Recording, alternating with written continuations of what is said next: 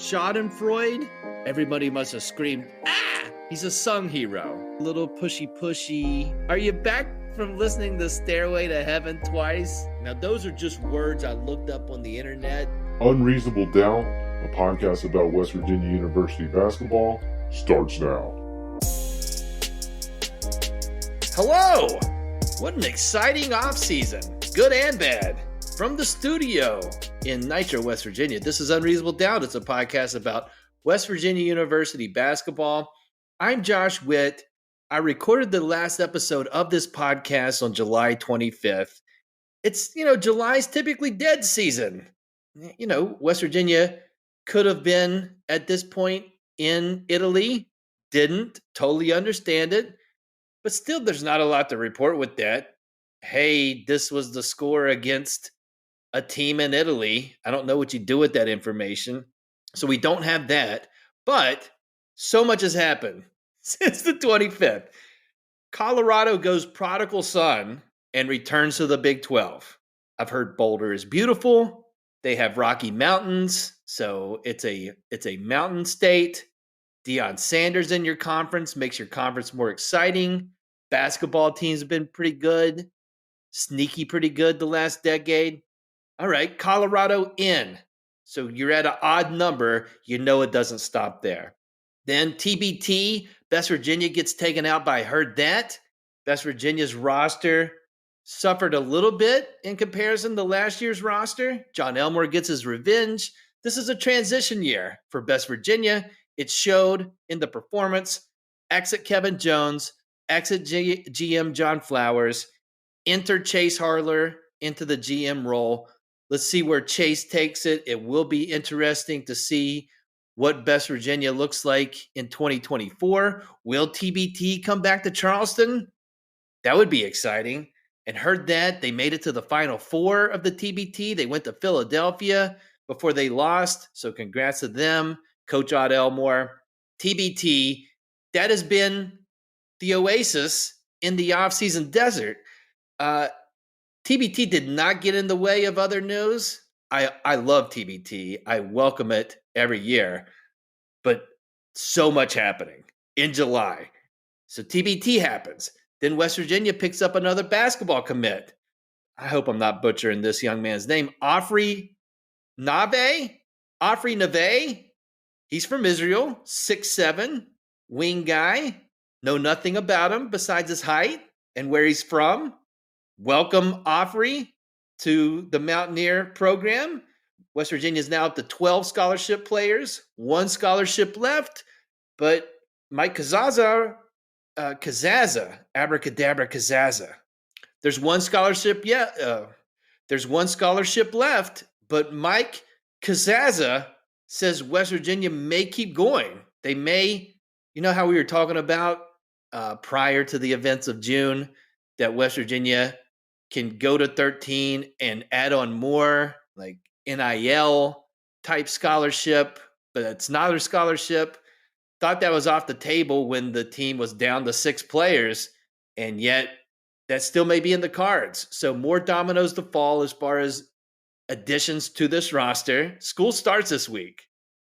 Fall semester starts soon. So if things are going to happen, they need to happen soon. And it sounds like things may happen. At least one thing may happen. Then we get to what most of this podcast is about, this episode. The long-awaited Pac-12 deal gets presented to the presidents and ADs. And this has been talked about for a long time. Feels like a Wizard of Oz situation when you peek behind the curtain. Listen, when I read the numbers of this Apple deal that was presented to the Pac-12 presidents, it's a lot of money. But in how this works is that when you see that number and it's less than the number that you can get in another conference, then it's not a good number. And so that number from Apple made schools want to do their due diligence on, hey, can we get more somewhere else? And they did that. And Arizona, like, hey, Big 12, can we come there? Arizona State and Utah, they felt lonely. They may tag along. Oregon and Washington to the Big 10. Those talks which we heard last year they'd come back again. It seems like everyone at the last minute may possibly come back to the table, make a deal outside of Colorado, because that already happened. But obviously, hindsight, that was a leverage play by Oregon and Washington to get them into the Big Ten. Big Ten announces that. And then the same day later, Big 12 announces the additions of Arizona, Arizona State, and Utah. And they'll all join in 2024. 14 schools in the Big 12 this season, 16 schools once Oklahoma and Texas leave. It's insane. So much happening. All the time zones represented in one conference, which doesn't feel like a conference, if I'm being brutally honest, but that's where the money's at. And so fans celebrate and drag other schools on social media like they get a cut of the money. You don't see any of it. It just, I don't know from a fan standpoint what's to celebrate other than selfishly for Mountaineer fans, a sigh of relief that you're not the one that's afraid you're going to miss out on this round of musical chairs. But specifically basketball, these 4 new schools keeps the Big 12 in elite status. I mean, with Arizona coming in, just based on the last NCAA tournament, you now have 2 1 seeds and a 2 seed represented in one conference. Harder and harder when the league or when the conference gets larger and you get to 16 schools, it's harder to make the argument that you're the best top to bottom league. But if they aren't, if the Big 12 isn't, the middle of this conference is a strong middle. So let's try to sort out this realignment news instead of me just yammering about it. Fellow Smoking Musket contributor Andi Facemire joins me. We talk about realignment. Check it out.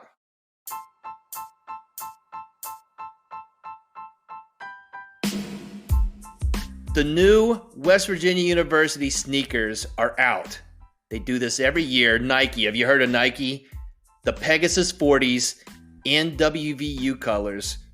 Order yours now from our friends at Alumni Hall. Check the show notes for the link to use to get those sneakers. Alumni Hall. All right, Andi Facemire, welcome to Unreasonable Down, a podcast about West Virginia University basketball. Well, thanks for having me on board. Excited to talk a little bit today about WVU basketball, in particular, conference realignment extravaganza. So, dude, it's been an extravaganza. As you're processing this, Andi, from initial reports, and this has kind of been reported over the summer, but then it got real within a 2-week time frame, right? With Colorado leaving, and then Arizona's going to leave, and then they're going to bring their friends. So watching all this happen, especially last Friday and all the big moves that happened, just how do you process that? And specifically those 4 Pac-12 schools coming over to the Big 12, because numbers mean something. Yeah, theoretically.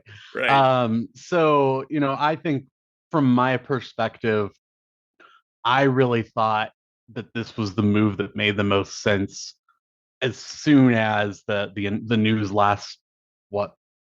whenever that was last fall. At this point, time is a fickle thing, right? But when USC and UCLA announced that they were chasing Big Ten swimming pools of money, it became pretty obvious to me that the Pac-12 was not going to make it.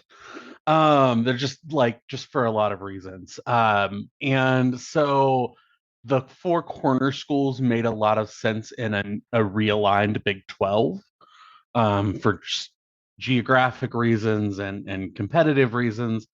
I think, a lot of people felt like when the Pac-12's media days came and went without a media deal, that was really a danger zone. That was flashing sirens that there was something up. I think the longer that went, really honestly, I feel like the longer that they went without a media deal was things were getting suppressed. What I will say is a couple things. I thought that the rest of the moves would take a little longer. To be quite honest, just thinking back to the Big East breakup days, which this reminded me a lot of. This really reminded me a lot of what it felt like to go through the 2013, 2012, 2011, like that whole saga took a while to play out, right? Um, with Pitt and Syracuse sort of we kind of thought that was going to be Colorado and Arizona, but it turns out that Pitt and Syracuse were actually Oregon and Washington. Um, and that was the other thing is I felt really when Colorado announced, I thought that was the domino, but I thought it would take a little bit longer.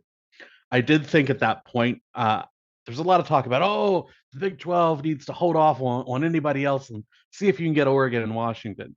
I never thought that Oregon and Washington were going to want that for a variety of reasons. So I figured that um, they were trying to see just what they needed to do to get that Big Ten invite. Um, so none of that really super surprised me, but just the arrogance and incompetence of the Pac-12. Like the fact that Stanford and Cal didn't say anything during any of this, and then like now they're chasing the ACC, which is beyond stupid. But yeah, and then just all the reports about how played the Pac-12 commissioner and staff, like how they tried to play, like it sounded like what their goal, what their aim was to get the Pac-12 leaders in a Zoom call and force them to sign the deal. Like we're giving us Nike or Apple's giving us a deadline. We got to sign this deal. And Oregon and Washington are like, nope. I mean, just a wild turn of events. I mean, arrogance is a word that comes to mind. I mean, these are not schools that are, I mean, you think of Stanford and Cal Berkeley and schools that are held in wide regard. Check out US News college rankings for what that's worth. These are institutions that are on the outside looking in. And I'm not concerned. I feel like Stanford and Cal are going to land on their feet. I'm concerned about our friends in the Pacific Northwest, Oregon State, Washington State. They are living through the nightmare that I think West Virginia fans would have gone through with realignment if Oliver Luck had not been the man in charge. I don't think Ed passed along and that crew would have steered us into the right situation. I don't think that they were ambitious enough.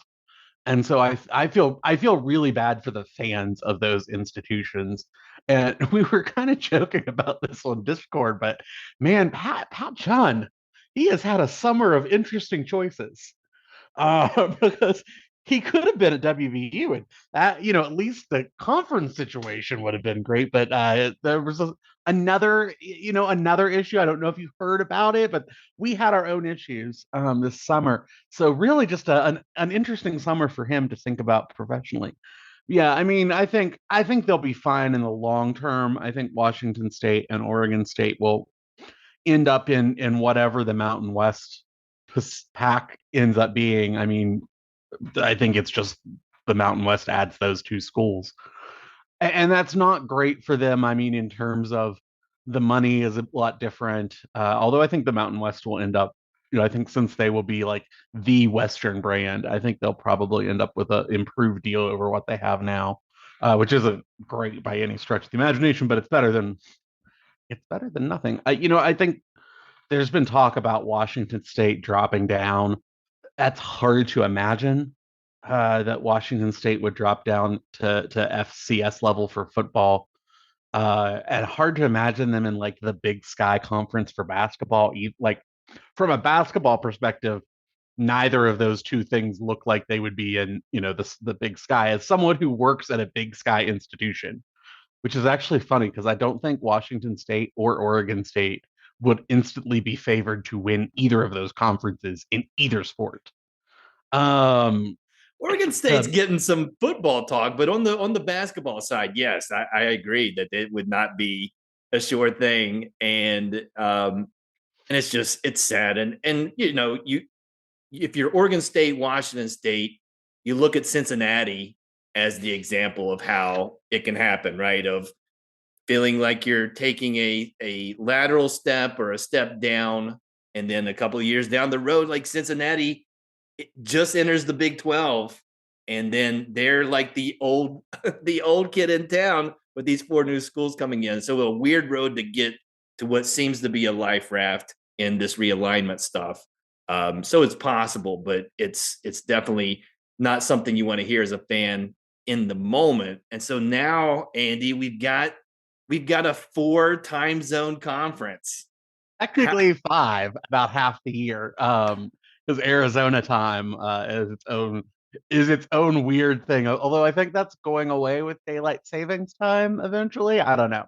It may not exist by the time that they're actually in the conference. So I think in those terms, I think the new Big 12 is obviously the premier basketball conference in the country, if it wasn't already. You're adding, a tremendous basketball school in Arizona, another tremendous basketball school in Utah. Arizona State has a ton of untapped potential. We can talk about all that, but I think as far as the product on the television goes, I think this was a smart move for the Big 12 and one that just makes sense in a lot of ways. Obviously, it creates some travel issues for the teams going west and us going, or us and us in Central Florida and Cincinnati a little bit. But I think our former head coach kind of put this. A 5-hour trip's not that much different from a 6-hour trip when you're on a charter plane. So yeah, I think that I'm really excited about the future of the Big 12. I think for those of you who are not familiar, I live in Arizona, so I'm very excited about this move. Probably unnaturally so, but I think it's a really great for the conference. You pick up some really strong name brands, some exciting kind of things.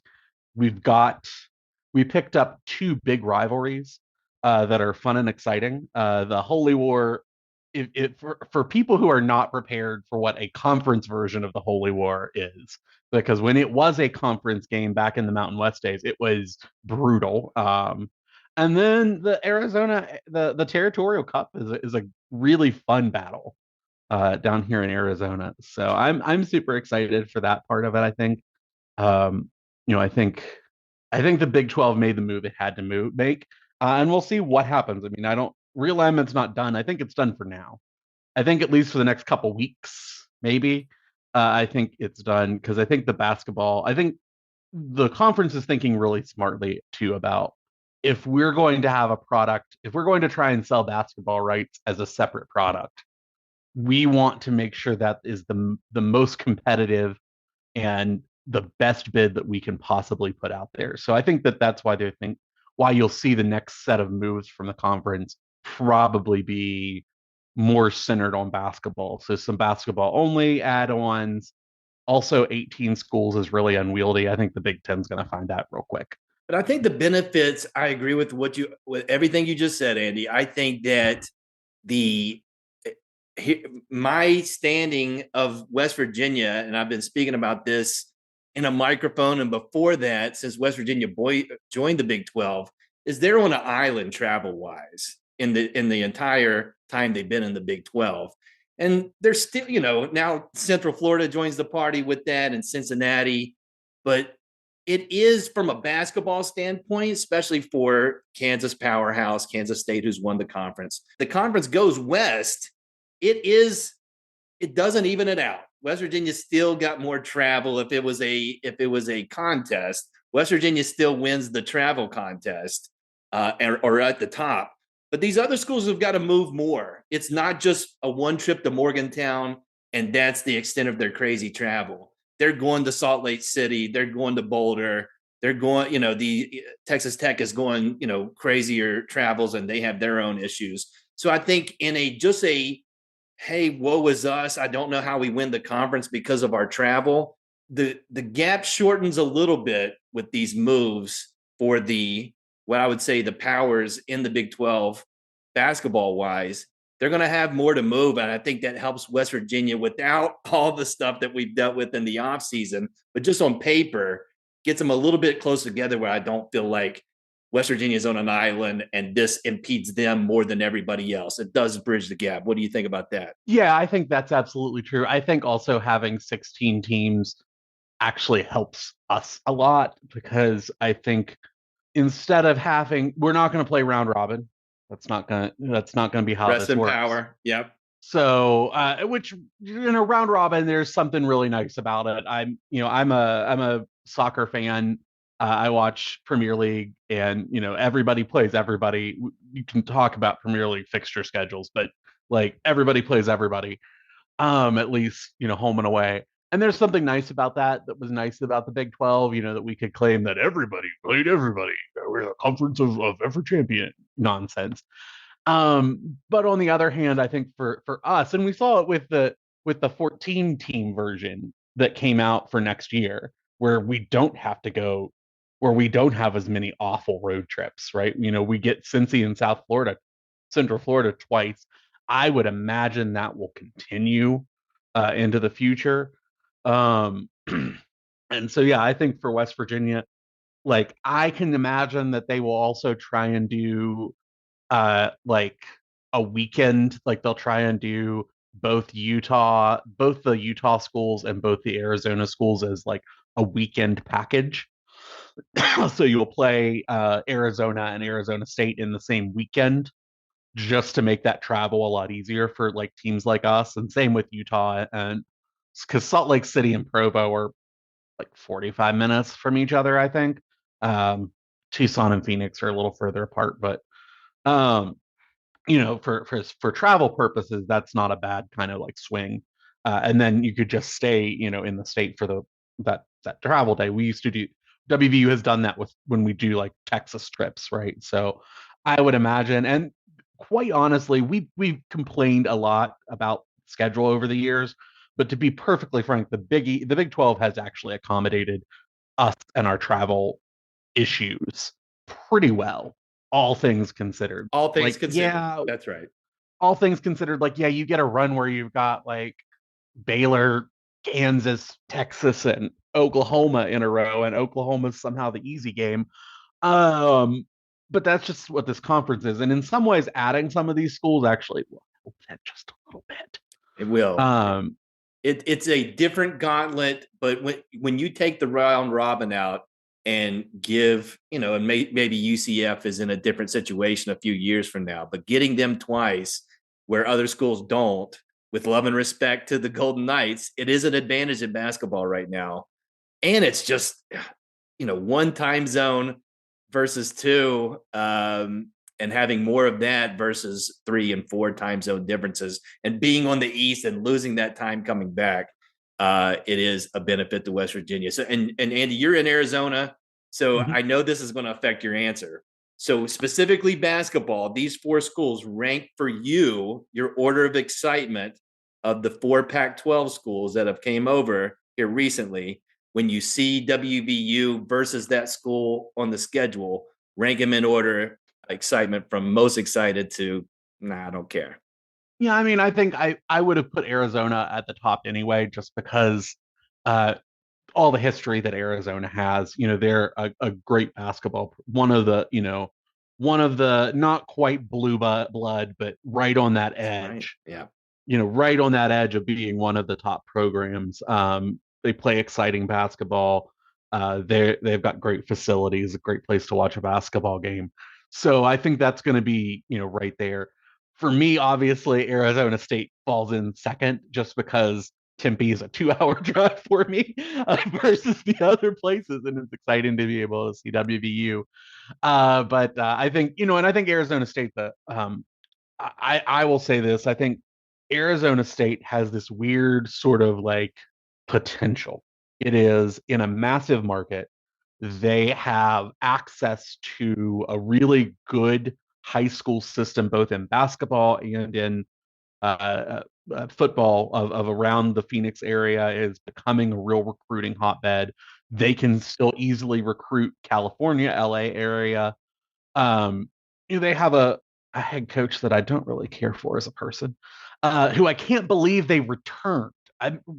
Which But again, he's been like there Arizona's, 7 or 8 years. He which hasn't is set the hard to world on realize that Bobby fire. Hurley has been at ASU as long as he has. It's I think crazy. COVID broke my brain on that, but you know, I think that ASU will continue to be competitive. I think obviously moving into a ringer of a conference will be difficult for them, but I think it will actually elevate ASU. I think that being in this conference will elevate everybody who's in it because it demands that you keep up with the Joneses. Whereas in the Pac 12, you had Arizona and UCLA. That was these schools that were remotely good on a regular basis. Oregon, Washington, eh. Cal and Stanford haven't been good for a decade. Right. Um, And some of the teams that are coming to the Big 12, I mean, you look at Colorado's last decade, not bad. It's yeah, Colorado, sneaky, I think kind of basketball hanging in the wise, NIT early exits in the NCAA tournament. Not a bad program. And then Utah, sneaky good. Craig historically Smith is really good building. program that That's had right. kind of fallen. I think they struggled to find their place in the Big 12, in the Pac 12. Just they had some weird sort of, after Rick Majerus left, they struggled to really find who they wanted to be, I think. And they're not quite there, but I think Utah will be a great ad. BYU always has great basketball too, so I think that's going to be a really interesting kind of rivalry there. I think a lot of people don't quite know how consistently good BYU's basketball program has been. I mean, they played in the WCC, which is actually pretty good. Right. People joke about Gonzaga's schedule, but they actually play it. Their conference schedule's gotten a lot better. But I think so. Yeah, I would put Utah above Colorado just because I think Utah. I think there's some history. I think that first WVU Utah game could be a nice way to honor Gail Catlett. Actually, if we can, I think that would actually be a really good time to do that. If Ren, if you're listening, that would be a nice moment. 98 flashback. Yeah, with Yeah, that would be Andre a nice Miller. moment to Right. maybe honor the Sweet 16 team and Gail Catlett. I think Colorado will be fun. I think those will be great opportunities for our fans and for those people. I really look forward to ASU traveling to Morgantown. Hopefully their athletic director will make that trip. That was there's such a weird bunch down there. Oh, that PBR.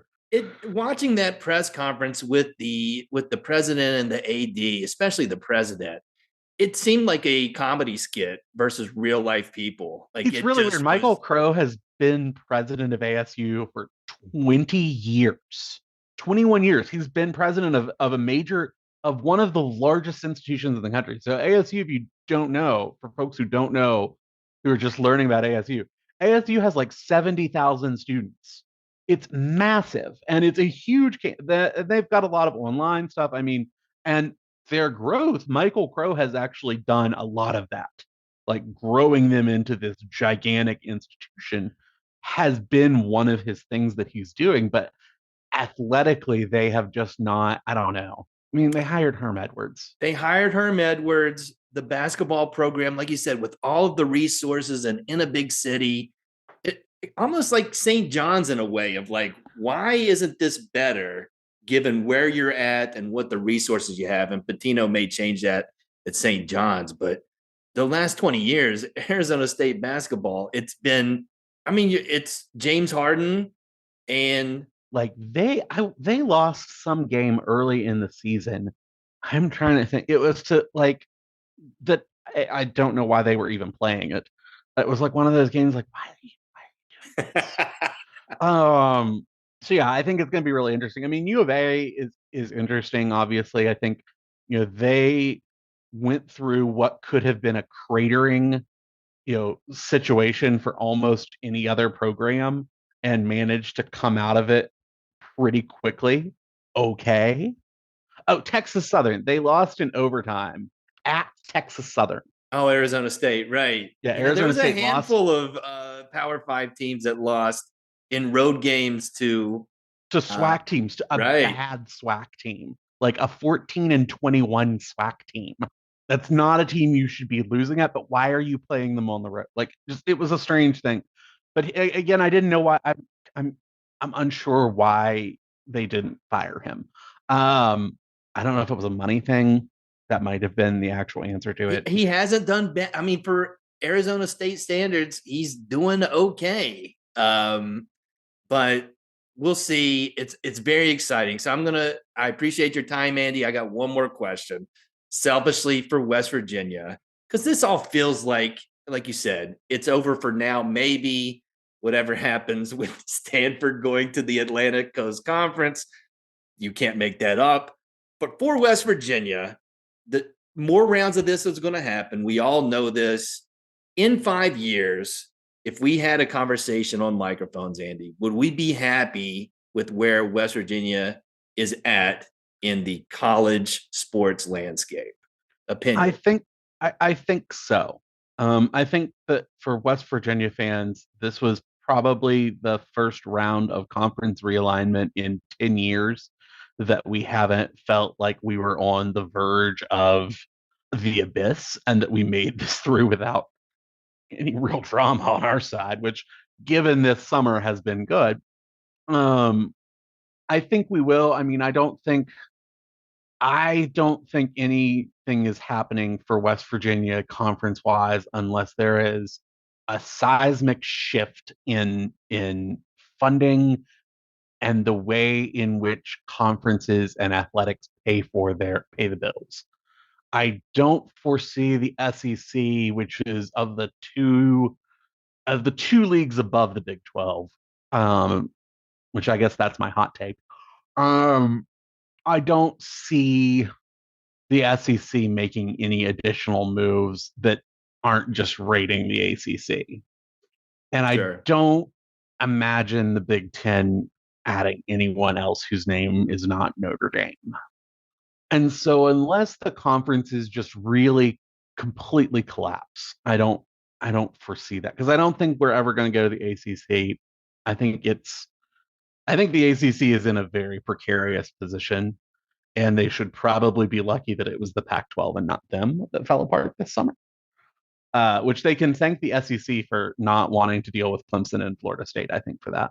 But yeah, so I don't think that we're, again, barring just like a complete seismic realignment of conferences, I think we will still be in the Big 12, and I think we will be overall happy about the direction that it's been in. I think adding Cincinnati and Central Florida are going to make a huge difference both in football and basketball. You've got a road game to Cincy you can drive to now. It eases up some of the scheduling issues. And Orlando is not a hop, skip, and a jump. It's a $90 flight from. But it's if I could picture it as the $90 flight direct and coming back without losing a time zone, that is a win for WVU. So it's crazy out there. What a wild of all the off seasons, Andi, to be doing podcasting. I'm grasping for straws in July, and for good and bad, this off season has been not quiet. It's been crazy. A little busy. Yeah.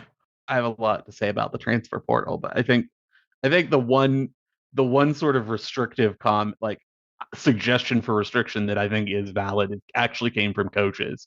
And I forget which one it was, who it was. It was one of the bigger coaches. It was like, I don't have a problem with the idea of the portal, but can we at least get rid of the some of the periods, because this is killing me. Just the stress of constant recruitment is just. And I think they'll read that in. It's been a little bit to our benefits. Oh, it has. Absolutely. I'm looking at you, Georgetown. I'm looking at you. Wink, wink. That's right. Yes. Looking at y'all. Country Roads Trust, you know what to do. Andi, I appreciate you talking it out with me. Thanks for joining me. And of course, you're welcome back. Thanks for joining me on Unreasonable Doubt, a podcast about West Virginia University basketball. Big thanks to Andi for joining me on the podcast. Twitter is called X now. There's no bird. All of that's gone, except it still exists. But here's my issue. I don't want to say out loud find this person on X. There's just something, and I don't want to explain why. It just sounds wrong. So I'm not going to do it. Find Andi on Twitter at StatsBoyAndi, StatsBoyAndi. If you know, you know. And if you don't know, you don't know. That's it for this episode of Unreasonable Doubt. Listen on all the platforms: Apple, Spotify, Overcast, Amazon, YouTube. Until next time, I'm Josh Witt. Josh Eilert, as a head coach for West Virginia University, he has 0 wins and he has 0 losses.